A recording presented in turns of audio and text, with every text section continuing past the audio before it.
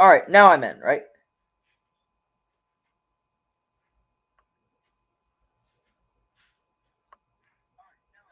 Okay, good. We're here. Okay.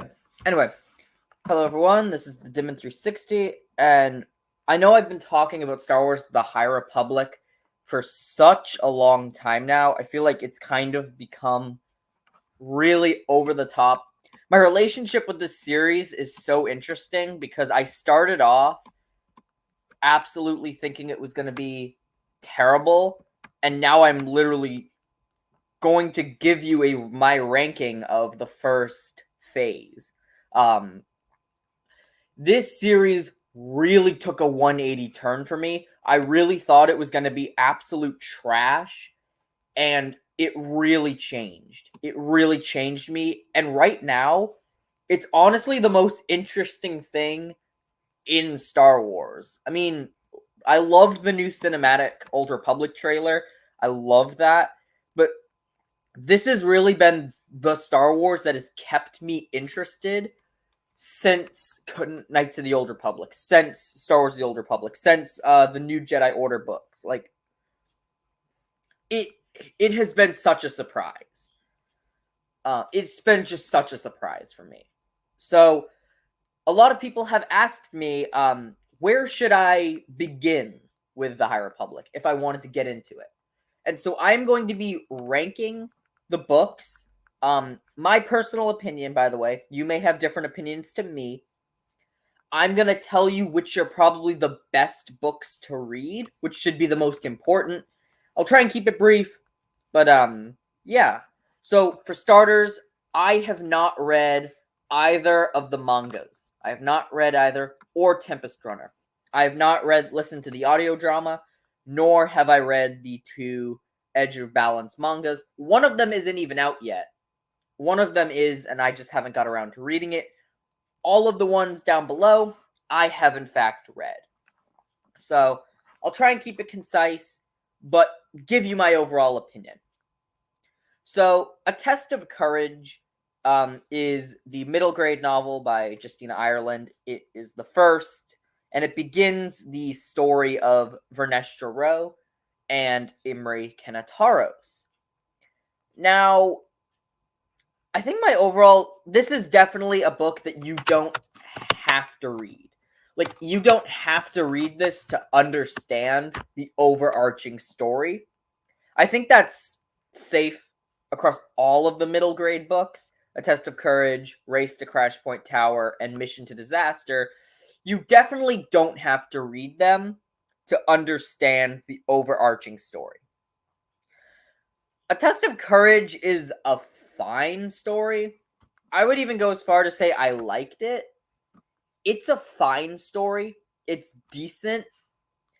It's a pretty simplistic Star Wars tale. Basically, there's this crew and their ship gets sabotaged by the Nile, and Vernestra, Imri, and a bunch of young kids are trapped on this jungle moon, and they have to survive.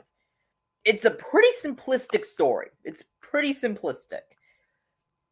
Um, this book for me didn't do anything wrong, but it didn't do anything really exceptional. It's just a nice little read if you're bored and you just want to get a better grasp of the era. It was fine. It was fine. So that's it. Now, Eye of the Storm. Now, Eye of the Storm is written by Charles Soule, and it is a big comic, part one of a big comic of made up of two comics, but they're like very big, like 50 pages each, detailing the background and the backstory of the High Republic's main antagonist, Marchion Ro. I liked it. Um, I liked it more than A Test of Courage. It did its job. It fleshed out a lot about Marchion's childhood and how he kind of became to the position where he was when we meet him in the books.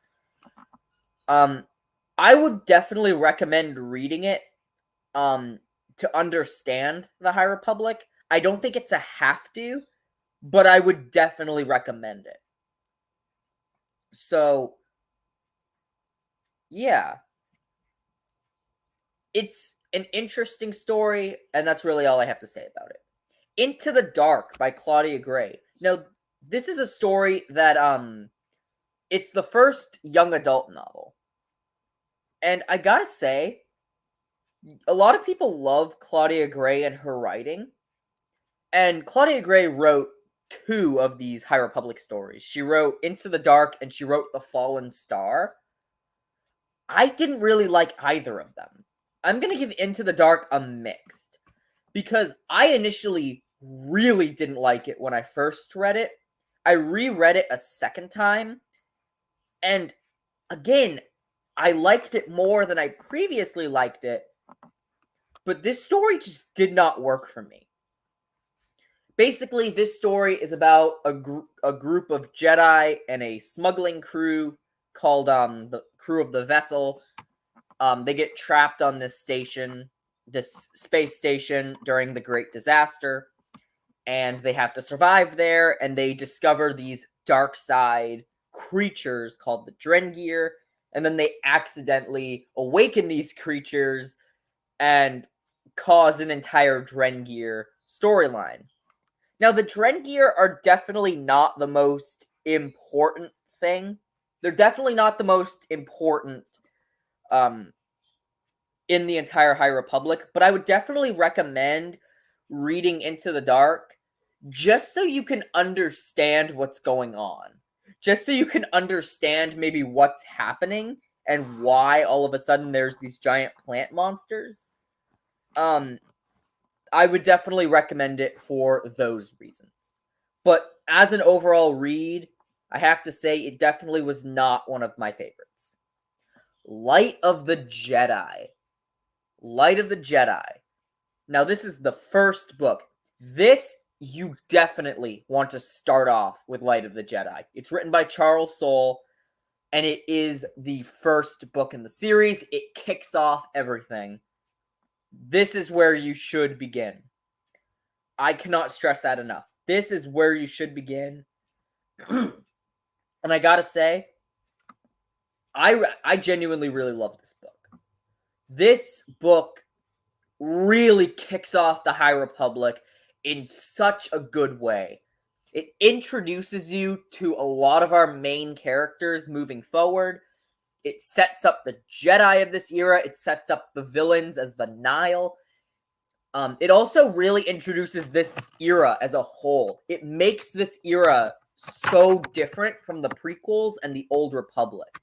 This novel, I think, does one of the best jobs of separating the High Republic from the Old Republic and the prequel era. Like, this is not the fake Old Republic. This is not the Disney Old Republic. Like, it is its own era. It's its own section of the story, and I think Light of the Jedi does that better than I think nearly any of these Star Wars stories do. The opening of this story, which is the Great Hyperspace Disaster, genuinely just reading it or listening to it, it feels cinematic. The way Charles Soule writes some of these scenes, they feel cinematic, and it's so cool. Like, there's only really one other story on here that genuinely gave me the same feeling of, like, cinematic hype, that, like, I could picture this on a movie screen besides Light of the Jedi. Again, Charles Soule is, like, he really makes a lot of these characters feel human and relatable. Each Jedi feels unique and their own interesting character. The Nile really work as villains. This story is just a really good opening. I really have to recommend it. It isn't my favorite in this series. We'll get to my favorite, but it is a really, really strong start. Midnight Horizon. Now, this is written by Daniel Jose Older, and it basically is the finale to the young adult books. I have to give this one a like. This one really surprised me. This one really shocked me. Now, I can see some people maybe not enjoying Midnight Horizon as much. The reason being is there is a little tap of woke. A little tap. It isn't obsessive and it doesn't take control of the story, but it is there. So people who maybe aren't fans of that, there is that. But as a story, it is really, really good. This is by far the best young adult novel, by the way. Basically, the Nile have infiltrated Corellia, and 2 of our Jedi from Into the Dark, as well as 2 Jedi from Daniel Jose Older's other works, go and they try and stop the Nile. And this story is just really interesting. What I love the most about this story is the fact that Daniel Jose Older, he has kind of his own little Jose Older universe with the High Republic adventures. Like, he has his own sect of characters that he doesn't really tend to shy away from.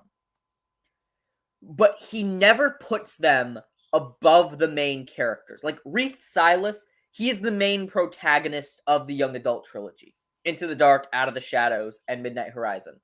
Daniel Jose Older never lets his characters get in the way of the main characters. They are a strong supporting role.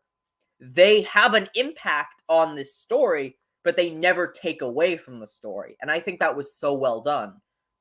They actually enhance the story. They make it better. Reith Silas he's a pretty good main protagonist. He isn't one of my favorite Jedi, but he definitely is a pretty decent character. I like him. Ram Jamaram, he's just a funny little kid, Padawan. He goes through some deep character development that actually really shocked me. Jedi Master Cantum Sai, their backstory is very interesting, and I loved hearing about it. And then the ending of this book, there were some genuinely, like, shocking moments in the story that made sense. They made sense, but they were so good. All right, Mission to Disaster. This is the finale of the middle grade. I'm going to say I liked it. I think A Test of Courage was slightly better. But it was fine. Again, all of the middle grade stories are really just fine. They aren't amazing. They aren't terrible. So, yeah, it's fine. It just had the same cast as A Test of Courage. It's also written by Justina Ireland. So, all right. Now we got to get to Out of the Shadows. Now, Out of the Shadows, among the High Republic fan base, people either love it or hate it. I got to put this as a mixed. Man. This one really shocked me and really disappointed me in a lot of ways. My biggest issue with this story, and it is written by Justina Ireland, is the over-the-top focus on Vernestra Rowe. Now, Vernestra has her own trilogy in the middle grade novels.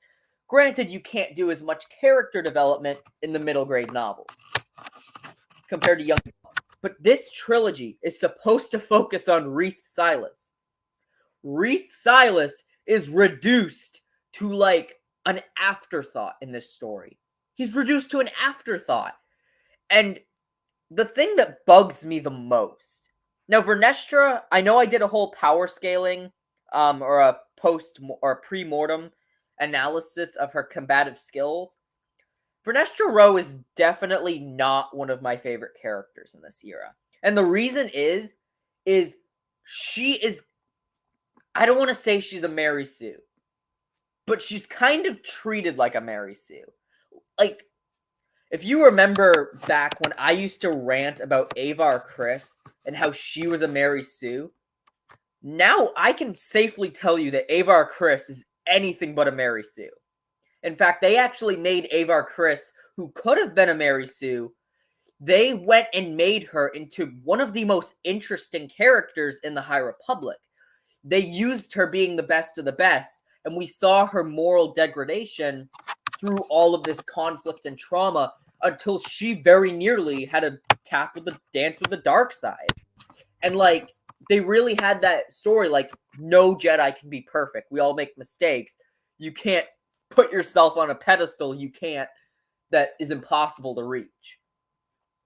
Vernestra, however, throughout this book is basically like everybody is like has to agree with her. Like Reith, there's like a scene where Vernestra rescues her Padawan Imri and Reith Silas, and Reith is just like, "Oh my god, look how good she is! Oh my god!" I'm like, why? They're both Jedi. Like they should just respect each other. You don't need to like glorify Vernestra like this. And even like Vernestra is making like these really arrogant claims like, I'm smarter than the Jedi Council, I know what's best. And then you just have this other Jedi Master, Comac Vitus, just being like, yeah, you know what, you're right. Like, why?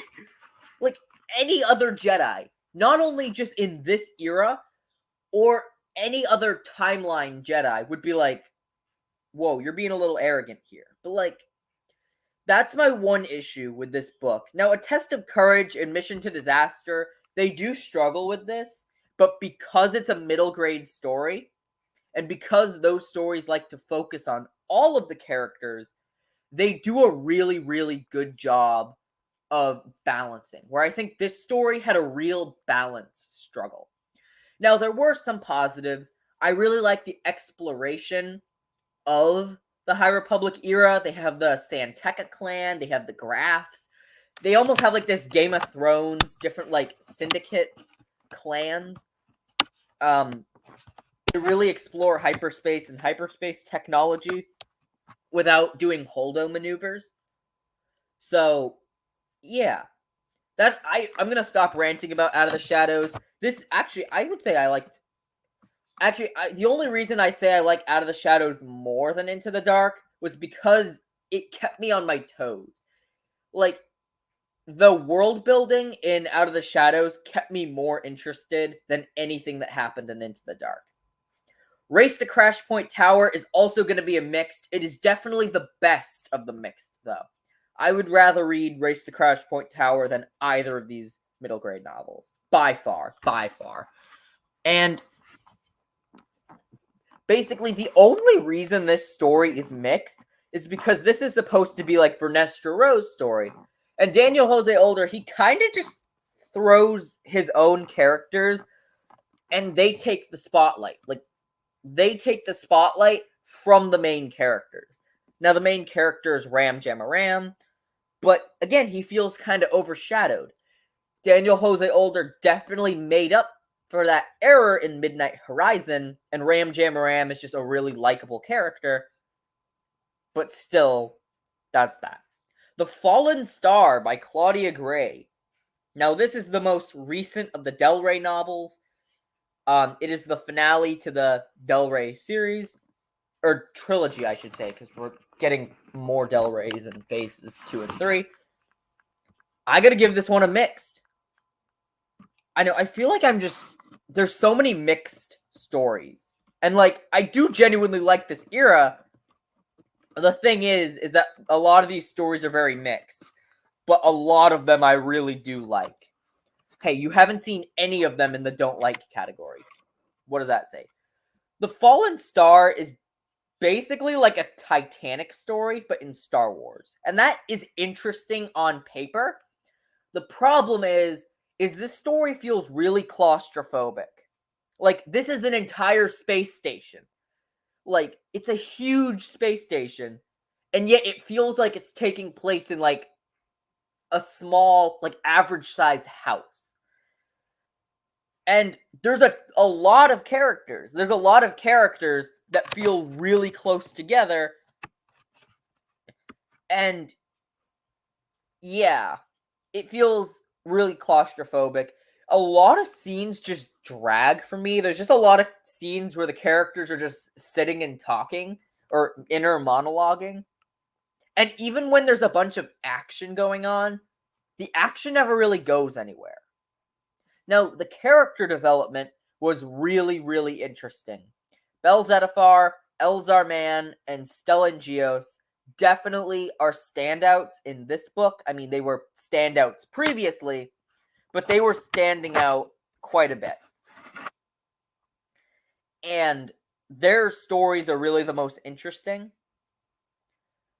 But overall, this story just... I feel like Claudia Gray, both of her stories have been about Jedi being stuck on a space station. And Into the Dark, it didn't work. And I feel like she just did it again, hoping it would work. And I don't think it worked again. So, it had a lot of horror elements. But, yeah, not the most interesting. Definitely the weakest of the Del Rey books. Definitely worth reading for understanding purposes. But yeah. Alright, now this is the High Republic comic series by Marvel. It is written by Cavan Scott. I love this. I love this so much. This series has just been so good. It has been such a solid run from the beginning. Now, our main characters are Jedi Knight Keeve Trennis, her Jedi Master Skier, and Jedi Master Avar Kriss. They are our main protagonists, and each of them are just so well written. Keeve Trennis is definitely a favorite of mine. Skier is a favorite of mine. Avar is not necessarily a favorite of mine, but she gets a lot of character work in this comic series that really saves her from being a Mary Sue. Now, this story initially begins with the Drengir, and then it goes into the Nile conflict. Again, I would seriously recommend reading this comic series.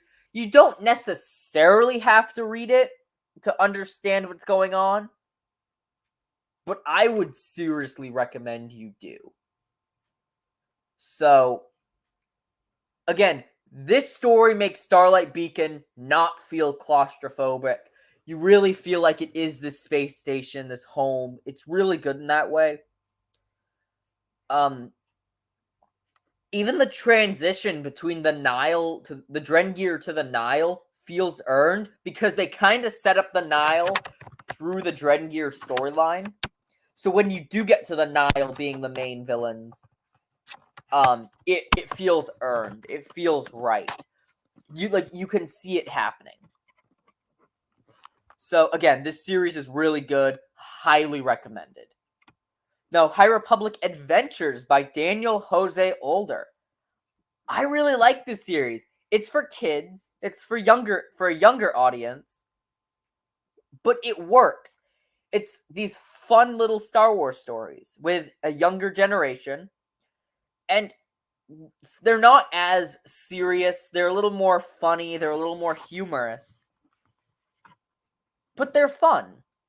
I think the best way I can describe the High Republic Adventures is fun. The characters are fun, the action's fun, the humor is fun. It's just a fun series. It's definitely for a younger audience, but it's fun. And I like that. So, there you go. Monster of Temple Peak. Now, this is a prequel story based on the character of Ty Yorick, who is a character in The Rising Storm. And it's also written by Cavan Scott. It's definitely not a have-to read, but I liked it. This really oh, not mixed. I like it. This story is definitely very, it's not a have-to read, but it definitely fleshes out Ty Yorick, which is really cool. And I do really like the flashbacks. Ty Yorick is a saber for hire. She's a monster hunter, which is a career path we have not seen in the Star Wars universe. And we get to see her story from going from a Jedi Padawan to a saber for hire. Like, why she's no longer a Jedi. And that's an interesting story they tell. They do add a lot to Ty Yorick's story. Again, you don't have to read the story to kind of understand what's going on. But it's a nice read. It's a nice, solid read. So, Trail of Shadows. Oh my goodness. This was good. I might have to put this out of love. It was really good. This is written by Daniel Jose Older. I would seriously recommend Trail of Shadows. It is this noir mystery style comic series. Basically, I won't spoil the end of The Rising Storm, but yeah. Basically, this is a mystery based off of the events of the ending of The Rising Storm. It takes place with two main protagonists, Jedi Knight Emmerich Captor, and then a private investigator named Cian Holt. Their chemistry is so good. You can feel, even though they're comic book characters and they're not on screen, you can feel their chemistry through the pages. It works so well. They're such different and interesting characters from each other. They're such an interesting contrast, but they work so well. Like, Daniel Jose Older really does a good job of tying this story into all of the other stories. Like, it is fantastic. The action, the mystery, the characters, the drama, the emotion, it's all there. Like, this story just works really, really good. For a comic miniseries, I would seriously recommend this one. And lastly, we have The Rising Storm by Cavan Scott. I've talked about it in the past. This is by far my favorite story in the High Republic. By far. This story is so good.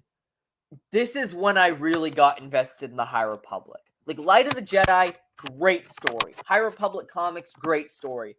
It was The Rising Storm that got me invested in the High Republic and where it could go. The basic premise of the story is that everyone thinks the Nile are defeated, so the Chancellor is putting together this Republic fair, or this government fair, to celebrate. Woo! And the Jedi are going, and then the Nile, or Marchion Ro, basically is like, hey, we're not dead. Let's go blow up the Republic Fair. And it's really a story about hubris. And the Jedi's hubris. And it really establishes that and how it goes into the prequel trilogy. We see the Jedi learn a lot of people die. Like, this is one of the darkest High Republic stories. And the Jedi learn from their pridefulness and their hubris, and it kind of sets that up for the Jedi of the prequels, like how this hubris kind of came over them. The Nile are really well written. The Jedi are really well written. Again, Bel Zettifar, my man, my peak man. He's so good. Stellan Gios, again, amazing character. Elzar Mann, amazing character. The action in this book, the battle on Valo, the attack on the Republic Fair, and the battle that takes place feels so cinematic. Like, it feels insanely cinematic, even on the pages. It is incredible the way all of the different Jedi and the way all the different characters work together, and they're all dealing with these different situations. The humanity that's explored in each character and what makes them different from each other and what they're all going through is so well done, so well written. The ending of this story was such a cliffhanger. The ending of the story was incredible. Like, genuine shock, which made Trail of Shadows all the more better for me. Just, this story is so good. It really establishes the High Republic as its own era. It really establishes this story as its own thing. It really establishes the High Republic as a thing in the Star Wars universe. It does such a good job. The action, the drama, the humor, the exploration, the character development. It's so good. It's all there. The Rising Storm is honestly one of the best Star Wars books I've read in a long, long, long time. It's not as good as Darth Plagueis. It's not as good as Revenge of the Sith. It's not as good as the Bane trilogy. Those are my top 5. But it's Labyrinth of Evil level. It's Dark Lord, The Rise of Darth Vader level. It is so good. Again, I cannot stress enough, I really want to recommend the High Republic to everybody because it is so good. Not every story works, and that's okay. Not every story is expected to work.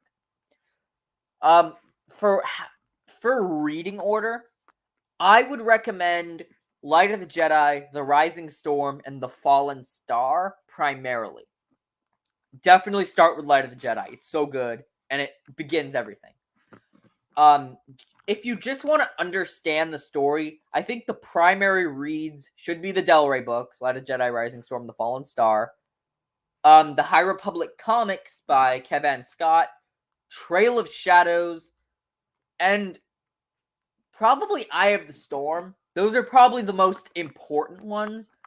I would also recommend the Young Adult, just so you can know what's going on, because the Young Adult does explore a lot of stuff the Del Rey doesn't, but that's optional. And then the middle grade stories, and then the manga, the audio drama, and the High Republic Adventures and Monster of Temple Peak. I would say that's just fluff. That's if you really want to go all in this era, or you really want to read every story. That's when I would say read them. But anyway, that was my ranking of the High Republic. Seriously, guys, it's so good. I really hope I can make more content on it. I have other content I'm gonna make, I swear. But yeah, because I am working on some Star Wars Versus series content that is not High Republic related. But yeah, super excited. I really hope I can flesh this era out to more people. I'll see you guys next time. Peace.